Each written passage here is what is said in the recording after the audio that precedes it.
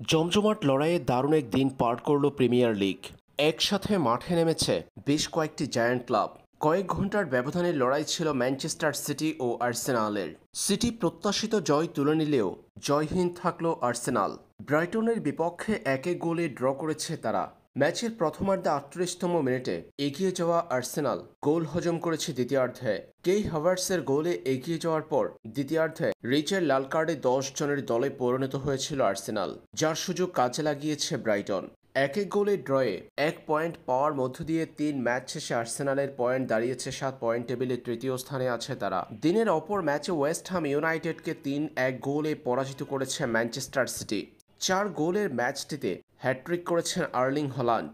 টানা দ্বিতীয় হ্যাট্রিকের দেখা পেয়েছেন নরওয়েজিয়ান এই তারকা। ওয়েস্ট হাম ইউনাইটেডের বিপক্ষে ম্যাচের 10ম মিনিটে এগিয়ে যাওয়ার পর গোল হজম করে ম্যানচেস্টার সিটি। আর্লিং হল্যান্ডের গোলে ম্যাচের 10ম মিনিটে এগিয়ে যায় সিটি। এরপর 19তম মিনিটে আত্মঘাতী গোলে ওয়েস্ট হামকে সমতায় ফিরতে সাহায্য করে তারা। 1-1 গোলে সমতায় চলতে থাকা ম্যাচের প্রথমার্ধের 30তম মিনিটে নিজের দ্বিতীয় ও দলের এগিয়ে যাওয়ার গোলটি করেছেন আর্লিং হল্যান্ড।